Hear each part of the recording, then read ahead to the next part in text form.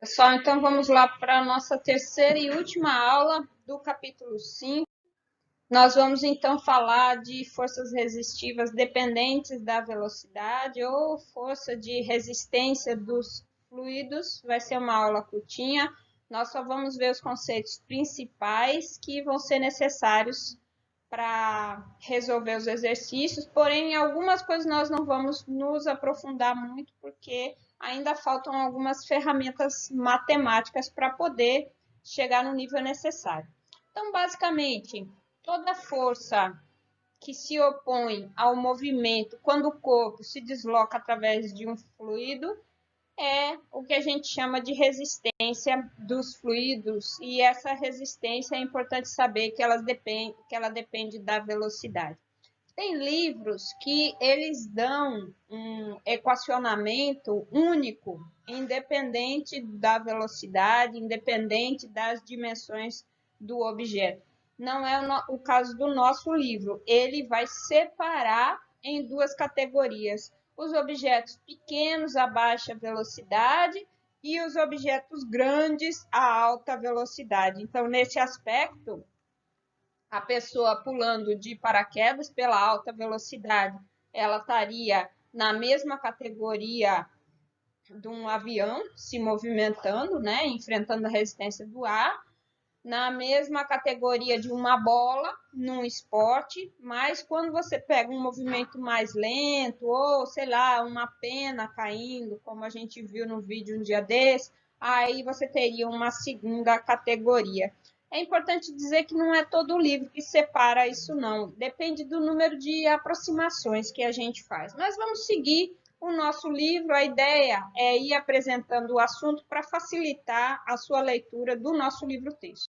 Então, nesse sentido, nós vamos, no primeiro modelo, tratar de forças resistivas proporcionais, linearmente proporcionais à velocidade do corpo, representada aqui por essa força R, tá? O R, ele está aqui, ó. Imagine que você tem uma pequena esfera descendo num recipiente com líquido, você vai ter o peso da esfera e essa força resistiva ela está aqui agindo contrariamente ao peso.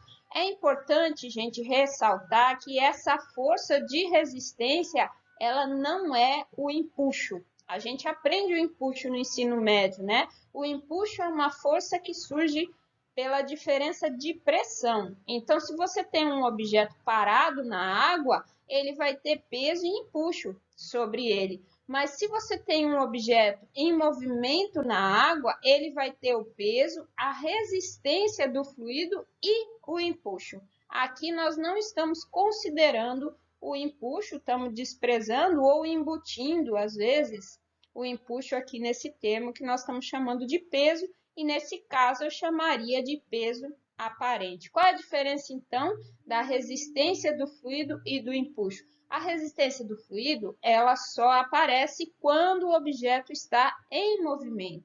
Porque repare aqui, ó, que R é igual a menos B vezes V. O que é esse B? É uma constante de proporcionalidade que vai depender da geometria do objeto, da viscosidade do fluido, de uma maneira geral, da densidade do fluido também. Está tudo embutido nessa constante B, tá? Uma constante de resistência, que vai depender do objeto e vai depender do meio que está se opondo a esse movimento. Se é ar, se é água, se é óleo, se é glicerina, vai ter um B diferente para o mesmo objeto. Por que esse sinal de menos? Porque para caracterizar que esse vetor R se opõe ao vetor V. Veja que diferente do atrito, aqui a gente escreve a forma vetorial. Por quê? Porque o R não depende da normal, como é o caso do atrito, ele vai depender de V.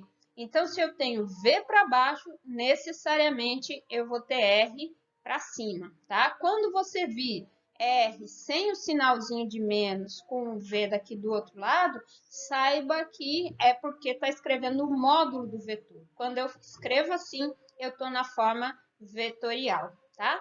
Muito bem. Então, um objeto está indo. Imagine que você solta um objeto. Aqui eu estou tratando no líquido. Agora, imagine que eu estou aqui. Poderia ser no líquido também, né? Só vai variar esse valorzinho de R. Mas imagine que eu estou abandonando um objeto desde uma velocidade inicial zero, tá? A aceleração vai ser a aceleração da gravidade. Aí eu solto esse objeto. Repare que se no início ele está parado, R vai ser zero. À medida em que ele começa a se movimentar, porque tem aceleração da gravidade, ele começa a se movimentar, ele adquire uma velocidade, então ele vai ter o peso para baixo e vai ter o R para cima, certo? Como está aqui no nosso desenho, peso para baixo e R para cima. Ora, pessoal, no início, como a velocidade era baixa, o R vai ser baixo também, porque ele depende da velocidade. Então, no final das contas, você continua tendo uma, está representada aqui, uma aceleração resultante para baixo ainda, né? Peso maior do que R, aceleração resultante para baixo. Se a aceleração resultante é para baixo, a velocidade continua a aumentar, de modo que esse R continua a aumentar também. Com isso, a força resultante vai ficando menor. Veja que esse próximo vetor aqui já é um vetor menor do que essa primeira representação, mas ainda é um vetor para baixo, ainda tem uma aceleração para baixo, significa que a velocidade continua a aumentar. Se a velocidade continua a aumentar, R continua a aumentar também, de modo que a força resultante vai ficar ainda menor. Até quando isso vai acontecer, gente? Até que R aumente tanto que ele fique igual a mg. Aí as forças se compensam, o objeto vai estar em equilíbrio, ou seja, a aceleração igual a zero, e a velocidade, a partir de então, ela passa a ser constante. Então, esse vetorzinho preto aqui, ele representa a velocidade. A velocidade zero, aumenta, aumenta, vai aumentando, até que atinge um ponto em que o valor de R e o valor de mg se igualam. Então, força resultante zero, aceleração resultante zero, a velocidade vai se manter constante. Esse vetorzinho representa a aceleração. Começa com G, vai diminuindo até eu ter a aceleração igual a zero, tá? Do ponto de vista matemático, nós vamos ter que, inicialmente, a força resultante é mg menos PV. Veja que eu estou fazendo o módulo da força que estava para baixo menos o módulo da força que aponta para cima, tá? Isso é a força resultante, que é massa vezes a aceleração. A partir do momento em que a velocidade passa a ser constante, nós vamos chamar essa velocidade de velocidade terminal. Por isso que aparece esse Tzinho aqui. Em alguns livros, essa velocidade é chamada de velocidade limite.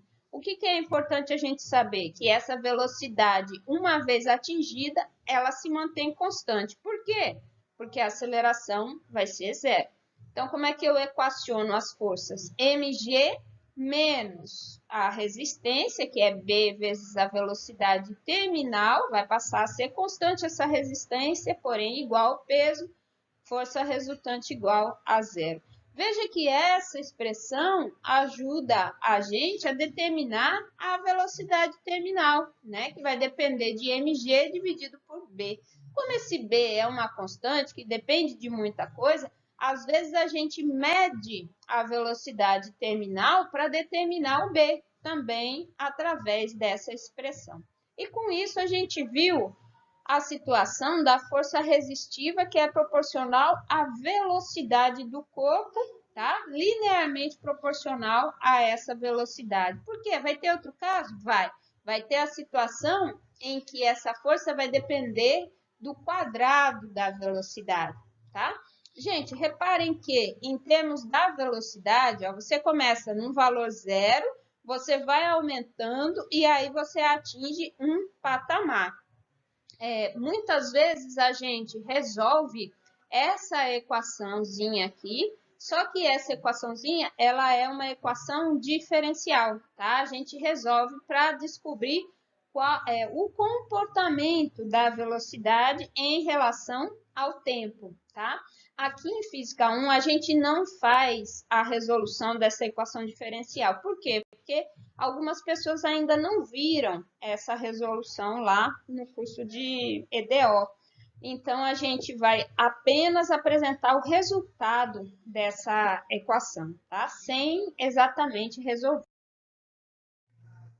Então, quando nós falamos da equação, força resultante é massa vezes aceleração. Aqui eu escrevi novamente aquela equaçãozinha, né, que eu já tinha mostrado para vocês, tá? Observem que eu posso isolar dV/dt aqui, né, e cancelando a massa vai aparecer nesse denominador, e aqui ela some porque ela estava multiplicada pela gravidade, ok? E aí, a gente pode resolver essa equação diferencial. Eu não vou resolver aqui, mas num momento mais adiante, vocês vão ter oportunidade de ver esse tipo de equação resolvida. Por quê? Porque mais tarde, quando você for estudar eletricidade, magnetismo, a equação para carga de um capacitor é exatamente esse tipo de equação aqui, só que até lá, daqui a 2 semestres, você já vai ter visto EDO e você vai saber resolver essa equação. Por enquanto, eu vou dizer para vocês que a solução para essa equação é desse tipo, tá? Você vai ter a velocidade terminal multiplicado por 1 menos a exponencial negativa, tá? De t dividido por uma constante aqui. Essa constante, basicamente, ela vai depender desse parâmetro v aqui de trás, tá? Como é que fica esse gráfico? Eu também não vou entrar em muitos detalhes, mas é só para você saber a cara do gráfico, que tem tudo a ver com aquele desenho que a gente fez do objeto caindo. A velocidade começa em 0, tá? Aí a velocidade vai aumentando até atingir um patamar. E esse patamar justamente corresponde à velocidade terminal. Por conta da solução dessa equação aqui, que é uma solução do tipo exponencial invertida, a gente não chega exatamente ao valor de t, mas a gente tende assintoticamente a esse valor. Significa o quê? Quanto maior o tempo de queda, né, mais próximo do valor da velocidade terminal. Mas a gente diz que é aproximadamente esse valor que já é o suficiente, tá? Os outros detalhes você pode deixar para ver mais tarde. Por exemplo, isso aqui é o que eu acabei de falar, né? A esfera se aproxima do valor de VT, mas isso aqui, ó, a constante de tempo é o tempo que a esfera leva para atingir uma velocidade de 63,2% de VT, 0,632 vezes VT. O que é isso aqui? Isso aqui corresponde à situação em que a gente substitui o T por tal, aqui nessa expressão, e aí vai encontrar que V é igual a VT vezes 1 menos, quando eu faço T igual a tal, eu vou ter E elevado a menos 1, 1 sobre E. Aí, quando você faz essa continha, você vai obter que 1 menos 1 sobre E é esse valor aqui, 0,632. Para quem não sabe ou não se lembra, esse número E é uma constante, tá? Que é 2,7 alguma coisa, que é o número constante que a gente conhece como número de Euler, certo, pessoal? Possivelmente vocês já viram em cálculo. Muito bem, vamos para o segundo modelo agora, que é a força resistiva proporcional ao quadrado da velocidade do cubo. O que acontece quando a gente vai estudar essa situação? Primeiro, a fórmula muda um pouquinho, porque aqui no R, ele vai depender não de V, mas de V ao quadrado. A segunda coisa que muda é que eu vou escrever agora o módulo de R somente. Então, você vê que o sinalzinho de menos sumiu. Você fala, por quê? A força não é mais oposta à velocidade? Ela tem o sentido oposto. Mas veja que agora aqui eu tenho um V ao quadrado, então não pode ser o vetor V. Tem que ser o módulo ao quadrado de V. Então, eu só vou poder representar essa resistência R em termos do módulo dela. Não significa que ela vai deixar de ser vetor. Ela está aqui, ó, representada na forma vetorial. Não significa que ela vai deixar de se opor ao movimento. Ela continua sendo oposta ao movimento. Mas só que, por conta da representação matemática dela depender de V ao quadrado, então eu só posso escrever aqui nessa representação o módulo. Bom, tudo isso aqui, minha gente, é constante, tá? Inclusive esse meio, esse D, esse D é uma constante, ó. D é uma quantidade empírica sem dimensão chamada de coeficiente de arrasto. Basicamente, ele vai depender do meio, da viscosidade do meio, tá? Onde esse objeto vai estar se movimentando. Esse ρ é a densidade do meio onde o objeto está se movimentando. O livro fala é a densidade do ar, porque ele está imaginando um objeto se movimentando no ar, tá? Se você pegar um outro meio viscoso, o ρ vai mudar, vai ser a densidade. Esse A vai depender basicamente da geometria do objeto, tá? É a área transversal do corpo. Então, você pega uma pessoa pulando de paraquedas fechado ou de paraquedas aberto, o que vai mudar? Bom, essas duas constantes vão se manter, porque elas dependem do meio. O que muda é o A, que depende da geometria do objeto que está caindo, certo? Então, uma vez visto esse formato, o resto, minha gente, é igualzinho. O corpo vai caindo, conforme ele vai caindo, inicialmente a velocidade é 0 e o R é 0. Depois a velocidade vai aumentando, o R vai aumentando, até quando? Até o R ganhar o mesmo valor que o peso. E aí, então, eu vou ter atingido a máxima velocidade, que é chamada de velocidade limite ou velocidade terminal. Está tudo equacionado aqui, ó. Enquanto a velocidade vai aumentando, você tem mg menos a resistência, tá? O módulo do peso menos o módulo da resistência é igual a massa vezes a aceleração. Essa aceleração, ela existe por quê? Porque, por enquanto, o peso é maior do que a resistência. Mas, conforme eu tenho aceleração, a velocidade sobe, esse termo vai subindo. Até quando? Até mg ser igual ao valor da resistência, aí a aceleração vai a zero, que é o que eu tenho aqui embaixo, gente. Quando eu chego nesse ponto, eu atingi a velocidade terminal. Nessa equação aqui, ó, eu já igualei a aceleração a zero e já dividi a equação por m, por isso que o m não aparece aqui, e ele aparece aqui no denominador. Quando eu escrevo essa expressão, eu posso obter no final uma fórmula, né, uma expressão que eu não quero que vocês decorem. O que eu quero que vocês saibam é que essa relação existe e que eu posso interpretar dessa forma, que quando atinge a velocidade terminal, a aceleração vai a zero, e isso aqui a gente deduz na hora, pessoal. Até porque tem enunciados que vão dar formatos diferentes para essa resistência do ar. Então, o mais importante é eu saber esse passo a passo aqui para determinar, para saber, primeiro, em que condições a velocidade terminal é atingida e depois como é que eu faço para determinar a fórmula dessa velocidade terminal. Um detalhe interessante que é bom a gente ver, que é o seguinte, ó, vejam que essa velocidade terminal, ela depende da massa do objeto que está caindo. Então, se você tem dois paraquedistas saltando, por exemplo, a massa dos paraquedistas é importante. Se você pegar um paraquedista de 40 quilos, por exemplo, e um outro de 100, a velocidade terminal que eles vão atingir, se saltarem da mesma altura, ela vai ser diferente. Aquele carinha mais pesado, né? O mais gordinho, ele vai chegar mais rápido no chão, tá? Então, ele vai ter um impacto maior quando ele chegar no chão. Isso tem que ser previsto. Como é que a